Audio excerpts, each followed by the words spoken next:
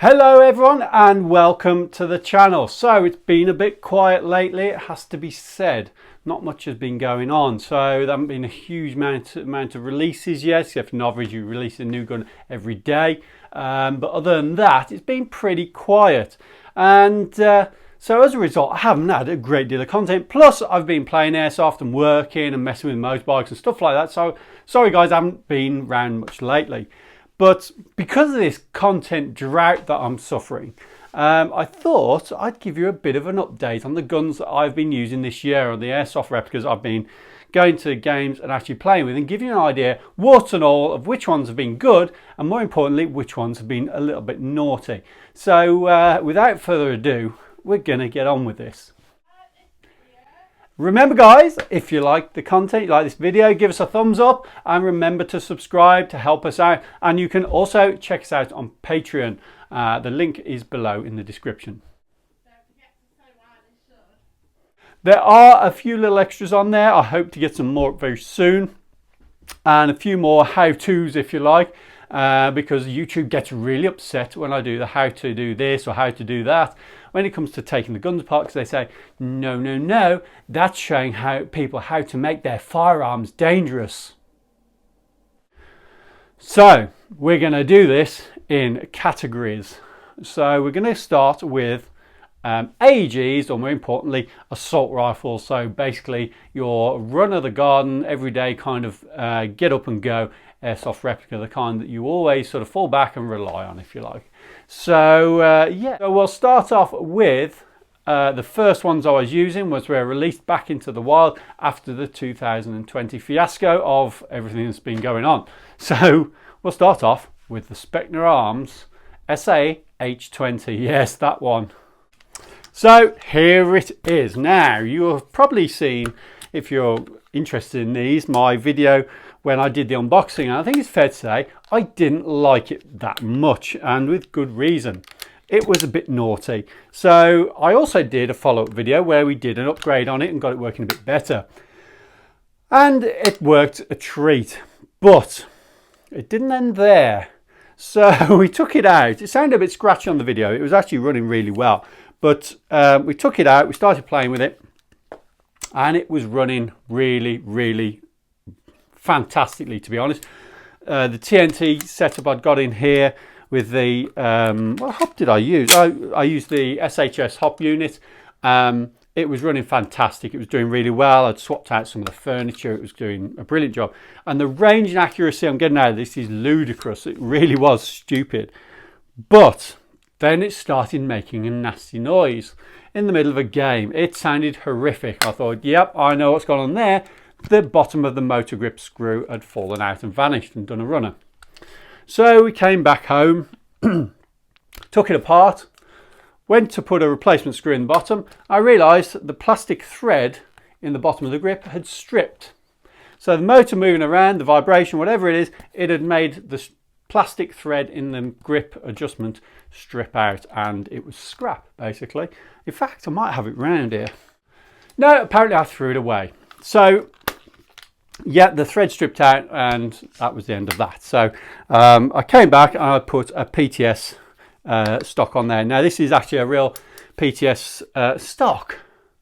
So I actually put a PTS grip on there, and it is a genuine PTS grip, not a copy, because when it comes to motor height and the angle of the motor and everything, I like to get it right, and it's going to work with a proper PTS. And you can see on the bottom, instead of silly plastic threads, we've got brass, which is not going to fall off. And with a bit of thread lock on there as well, you can get your motor height set, and you don't have to mess with it again. So we're back to full working condition. It's doing really well. But then center gearbox pin fell out, and I haven't got a replacement yet. So I've got to get another replacement for that. That was quite annoying actually. It fell out. I tried to fall out lots of times really, and it could do with one with a thread on to stop it escaping. God knows why. It's just one of those things. So I might actually end up making my own on the lathe and putting a screw in the end so it can't escape. But yeah, that's a bit annoying, that is, because if it's your only AEG, you're literally screwed. But then I wouldn't keep it as your only AEG. But other than that, honestly, since the upgrade, since we put the 13:1 gears, replaced the piston, the cylinder head, the nozzle, we went really to town on this. We tuned that gate aster, we put all the TNT kit in there with the knob and the SHS hop unit. The SHS hop unit's an oddity. It seems to work really well, but the adjustment's a little bit loose. But other than that, it is actually a really good hop unit. So yeah, a bit odd that is, but you can't argue with the results. It's been superb since the upgrade. So yeah, this is something that I use a lot at the moment. Stick a flashlight on there and away we go. So the day that the motor grip failed on the Spectre arms, I actually took another AG just to try out in the lunchtime, because I thought I'll give it a run and see exactly what it's like, because I'd been doing some work on it, and a lot of people like this one and some people don't, and I can sort of see from both points of view with this. And it's a gun that I've really tried to like, but I found very awkward to upgrade, and that is the Arcturus HK416A5. And here it is. This was a really popular video. People like this gun. And honestly, when I took it apart and I started to do some upgrade, it was very pernickety. There were lots of things this thing did not like. And it has a very proprietary gearbox. A lot of people don't like the fact these have the new Prol style gearbox in there with the micro switch trigger. Now, let's get one thing straight. Some people say, oh, it's a MOSFET trigger. Or it's not a MOSFET trigger, it is a micro switch. It's the same as any other switch, it's just a micro switch. It hasn't got a MOSFET, nothing else. So if you want to do that, you have to put one in. Now, what I did with this is I took it apart. I changed not a lot inside the gearbox because it didn't want much changing. But we gave it a tune, got the shimming right. And then I thought I'd turn my attention to the hop unit and the barrel. Now the barrel in these as standard is pretty nasty. It's a 601 barrel, but it's steel and very rusty inside, and you cannot get it clean. It's horrible. So what we did, we ditched that barrel and we put in a Maple Leaf. Now this is a Maple Leaf 601, and at first I put it in the hop and it didn't seem to want to fit. It was a bit funny about which hop rubbers you use. So what I actually did was enlarge the window on the barrel and put a TNT hop rubber in, and I had to use the standard hop unit because whatever hop unit I put in flapped around like crazy inside the outer barrel. It did not want to fit. It just would not have it.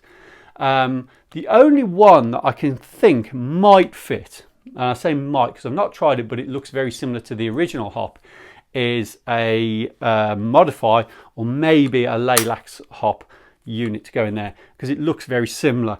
But it was getting quite upset when I was trying to put anything other than that, so I tried. I had a little Max hop, I had a ZCI hop, I had a Pro-In hop. All of them, none of them would fit. It really didn't want it. So what I did was I made a spacer, put it on the barrel in the hop to hold it tighter in the outer barrel with the original hop unit, and put it back together. So when I put it back together, I also wired in a gate Warfet into here so we could get some pre-cocking fun on it. And we could also give those trigger contacts in the micro switch a little easier time.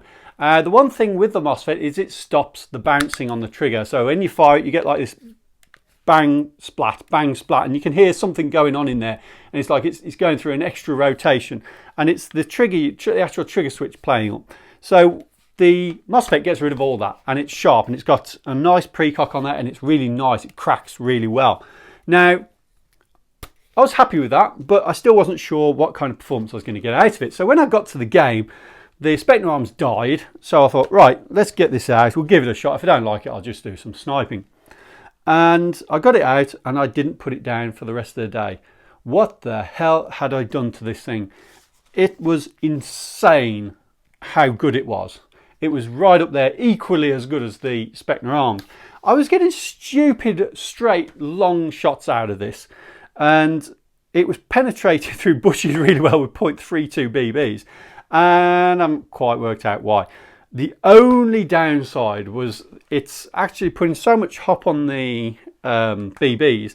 I've had to back it off. So I'm literally putting the tiniest bit of hop on.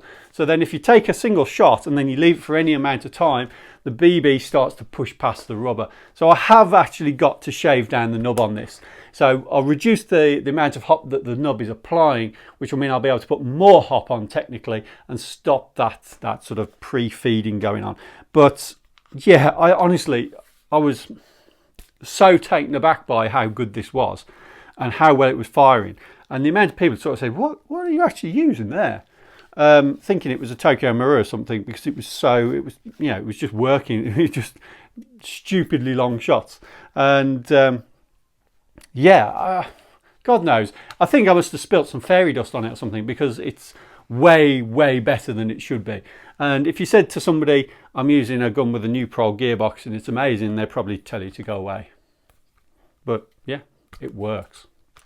So we went to the next game, and this one was a little bit of a mixture of CQB through buildings and woodland, a bit of a combination. And I thought I'll do some sniping maybe in the afternoon and we'll use an AEG in the morning. So I thought, you know what, I'm getting out the MP5 because everyone loves an MP5.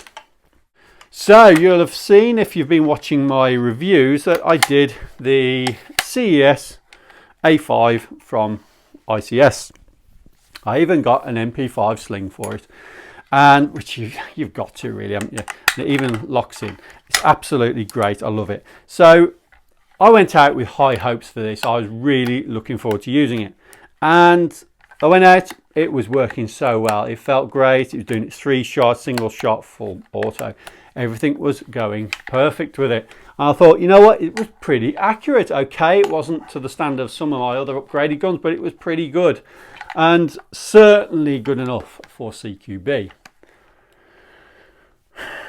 Then it happened. It was working fine in full auto. I switched back to 3-round burst and it was still in full auto. I thought, that's strange. So I switched it back to single shot and nothing happened. So I switched it back to 3-shot and it fired on 3-shot and then it went full auto. So this started happening. I thought, oh no, something's happened. Something's gone wrong. I hadn't even upgraded it or done anything to it at this point. So I was starting to think, oh no, I've told everyone this is an amazing gun and to go and buy it, and it's died. Right, so what was it? It was the trigger unit. It comes in 2 pieces, 2 PCBs. One side has like the trigger unit on, the other side has the fire selector on. 2 micro switches on the fire selector had decided to commit suicide and had died. So we had lost our function. So a little bit of ringing around, and thanks to the guys at Fire Support who managed to source the part that I needed, which was 1/2 of the trigger unit. Those guys managed to find it, which I was really grateful for. We got a replacement out in the post. They're only like 14 quid. They're not even expensive. And I slot it in, bang, and it's off and running again. So what did I do while I had it apart? I stuck a TNT barrel, a TNT hop, and a TNT knob in there, and we went out, and it's firing pretty well. Now, it's not got the same range as the others. I don't feel that I've got the best out of this yet. I think there's more to come from it, but it is still firing quite a long way for a little SMG. So not as accurate as I'd like though. So there is something in there that I'm missing. It's not the hop unit though, I don't think, because the hop unit on these is excellent to standard and you would never want to change it, but something's not quite there yet, and I've got to work that out. But I'm sure I'll get there in the end when I've got some energy to do it. But having said that, I still love that MP5. It's so good, and CQB, it's just amazing. Sticking 11.1 battery in it and let rip. So next up is a sidearm, and this one is another, it's a tricky one. Some people love these, some people hate them. And for this one, it's the Tokyo Marie G17 that came out not all that long ago, just a couple of months ago. And it was a bit naughty to start with. So here it is. And great gas consumption, really accurate, nice and snappy. This is a lovely gun, but it did something stupid. And it did something really stupid quite early on. And that's when I said to people in the first video, be careful of using green gas, go for the lower powered gases, because the slide might not like it, and I had a problem with mine. And then it happened again, but it happened on a lower powered gas, and I'll show you exactly what that was. So what happened to the Glock? So it managed to catch itself half cock on the actual slide lock, and what happened is it took a massive chunk of the plastic slide out here, and it made a right mess of it, and then it wouldn't cycle properly. So what did I have to do? I took the slide off and I had to trim the plastic part down on here all the way back to that point, and you can see it still caused a couple of times, but it has started working now and it's not catching, and it's less likely to take chunks out of the slide. You shouldn't really have to do that, especially on a Tokyo Marie. So that was a little bit of a disappointment, to say the least. But having said that, once it has been done, it's absolutely perfect, and it's not missed a beat since I did that. But in all honesty, that was a bit disappointing, if I'm honest. I did not expect that from one of these and from a manufacturer like Tokyo Marie, so that was a little bit disappointing. But otherwise, it's been great, and it is a go-to sidearm now. I use this a lot, almost as much as I use my HK 45 CT from Mirex, but it's a VFC.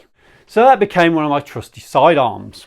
So sniping, that's where it's been at mostly for this second part of the year, and I've been loving my sniper rifles, if I'm honest.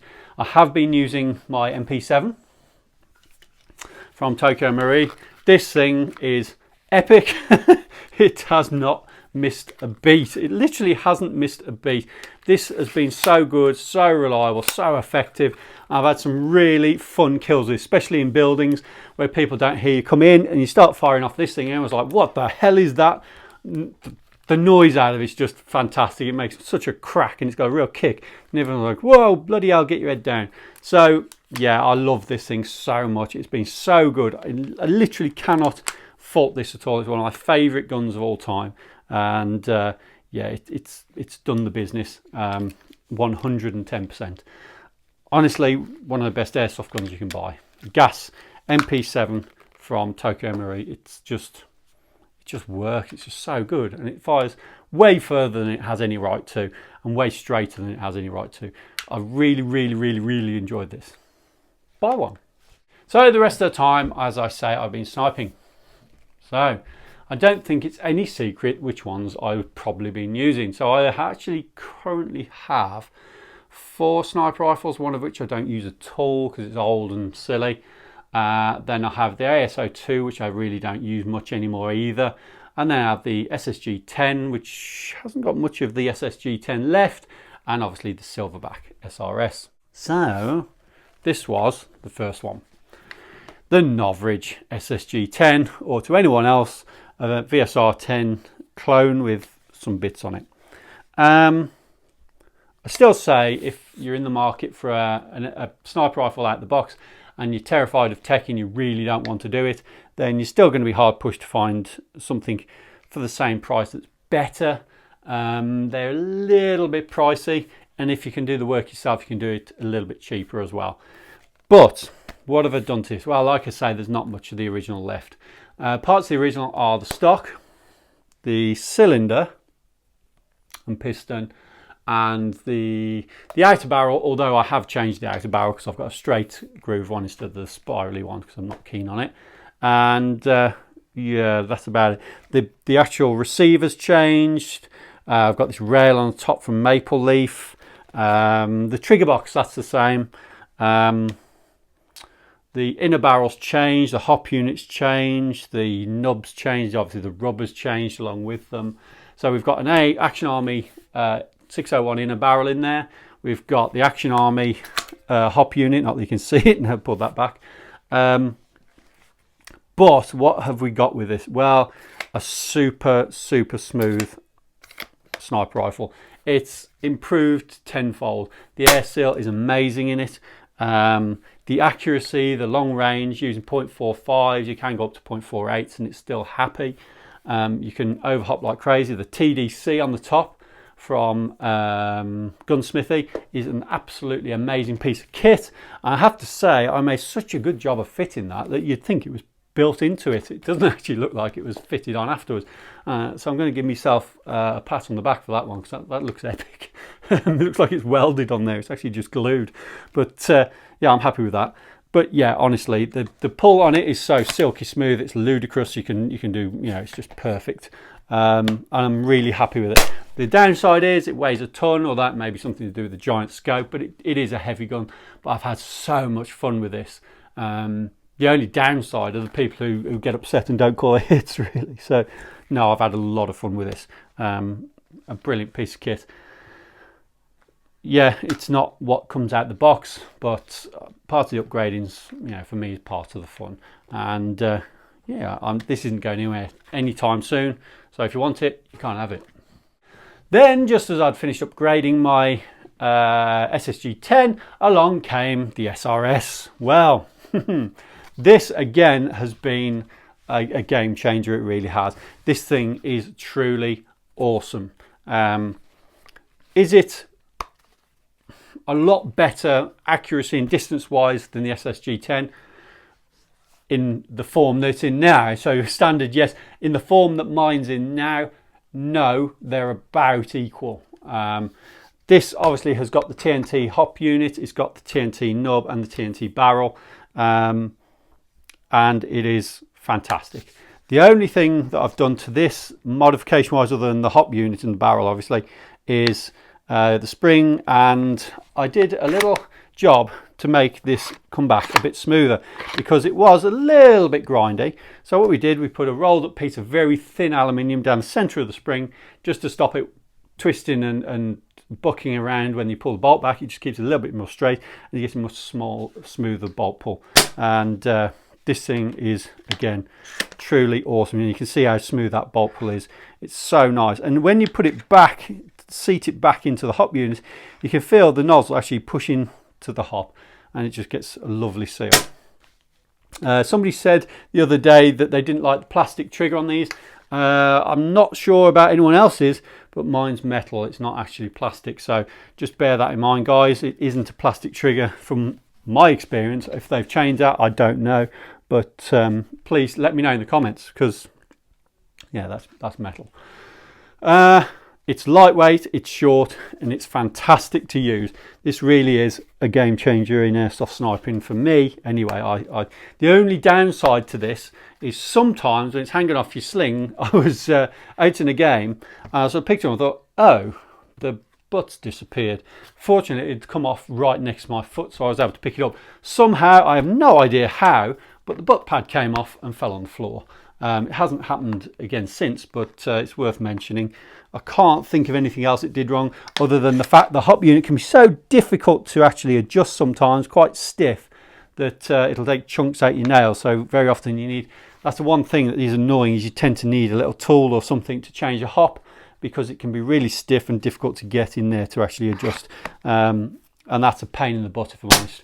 The little window here that they put into, or a little hole into there to let you know when the gun's cocked, is next to impossible to see in any kind of sunlight.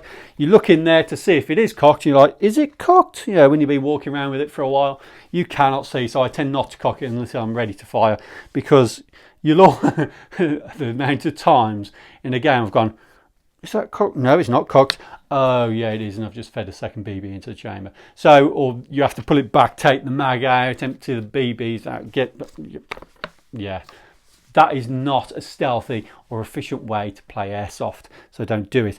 The only thing you can do is drill this out a bit more to give you a bit more light in there to see if the piston's back, but even then, that's cocked. If I look very carefully and get it in the light, I can see it, but that's not really convenient when you're out playing airsoft. So it may be an idea to drill a much bigger hole in there to actually be able to see the piston in its rear position, because what happens, like I say, your magazine's in, you go, oh, it's not cocked. Oh yeah, it is, and now you've fed another BB. So what you have to do is pull the mag out, drop all the BBs out, put it back in, stick the mag back in, and then take your shot, at which time you've been shot 50 times. So that's it, guys. That was a quick update on the guns I've been using recently in gameplay. Now, if you want to hear some more about some of the other guns I've got, or you've seen in my videos that have been going on, please give me a shout out in the comments. I can let you know. Hopefully I'm going to get to use the TM a bit more soon, and a few others, and get to do some bit more work on them. It's been really quiet at the moment. Plus, well, I've got several guns on order. I've got the the Universal Service Weapon from ASG. I'm really looking forward to that. That should be cool. And I've got the, what else? I've actually pre-ordered an Average SSX 303 because I figure some of you guys are really going to want to know what that's actually like. And you know, if it's rubbish, I will say so, and if it's good, I will also say so. So I'm not a novice hater, but I will tell the truth. What else have we got? Oh yes, the one I'm really excited about, the PP2K. I'm going to get that ordered hopefully by the end of this week, and that should be coming along as well. But other than that, no, I'm pretty skint, to be fair, because I keep messing with motorbikes. So yeah, sorry about that. But we'll get back on it. I think I'm going to do a beginner's guide as well.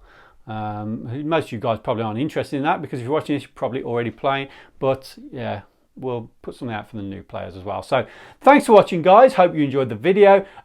Give us a shout out. It's always great to hear your comments, and I'll see you again soon. Bye bye.